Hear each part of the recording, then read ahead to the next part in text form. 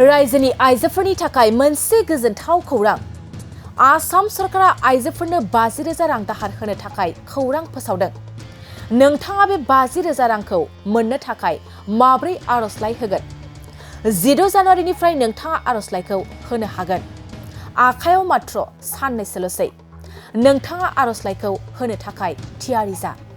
नंगौ, सरकारा साफ्रोमबो आइजोफोरनो 50,000 रां होगोन। दानसेनि गेजेरावनो नोंथाङा आर'जलाइखौ होनो नांगोन। मानोना आर'जलाइ होनायनि जोबथा सिमाया दान मोनसे एबा 16 जानुवारिनिफ्राय 16 फेब्रुवारिसिमल' थागोन। बे 50,000 रांखौ सेल्फ हेल्प ग्रुपआव थानाय 35 लाख आइजोफोरनो होगोन होननानै आसाम सरकारा फोसावदों। बे सुबिदाखौ गिबि मन्थ्रिनि फालांगियारि बिथांखिनि गेजेरजों होनाय जागोन। गिबि खोन्दोआव साफ्रोमबो आइजोनो 10,000 रांनि अनसुंथाइ होनाय जागोन।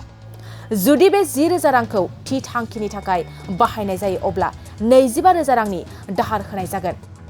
आरो बे 25,000 रांनि अनगायै 50% अनसुंथाइ मोनगोन। गावखौ सोनारना थाग्रा आइजोफोरनो एबा गावनो गाव खामायना जिउ खुंनाय आइजोफोरनो फिन आरोबाव 50,000 रां दाहार होनाय जादों। सरकारा बे 50,000 रांनि सुदखौ होगोन।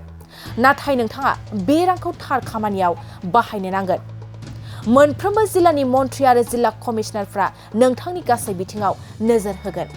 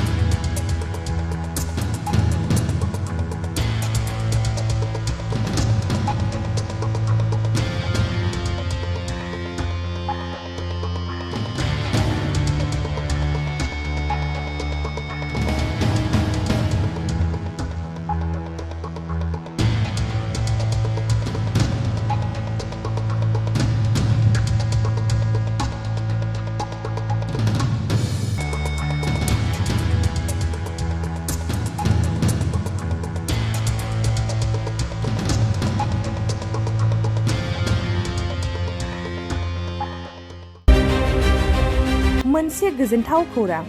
क'क्राझार सहरनि जेडि र'डजों नांजाबनाय सुदेमपुरि गांजिमा बाजाराव थानाय आइ आफा मेडलाइफ बिएम हस्पिटालाव बेराम सोखानो हानायनि गोबां खाबु दं। आइ आफा मेडलाइफ बिएम हस्पिटालनि फेसिलिटिफोरानो जाबाय medical laboratory, pharmacy, paediatrics, medicine, gynaecology, dental, urology, dental x-ray, play area, x-ray, sonography, OT, ICU, NICU एबा पिआइसिइउ आरो आइ आफा मेडलाइफ बिएम हस्पिटाला 24 घन्टा जेब्लाबो खुलायै थागोन। लांलाय लाबोलायनि एम्बुलेन्सआबो मोजाङै सार्भिस थागोन। ओनसोलनि सुबुंफोरा बेराम आजारफोरजों भुगिनानै थाना दंब्ला थाबैनो नोंथांनि देहाखौ फाहामथाय लानो क'क्राझार सहरनि सुदेमपुरि गांजिमा बाजाराव थानाय आइ आफा मेडलाइफ बिएम हस्पिटालाव गोख्रैनो फाहामथाय लाफैनो हागोन। आबुङै मिथिनो थाखाय 9101655430 एबा 8822 688 026 जानबुं नम्बराव खौरां लाहरनो हागोन।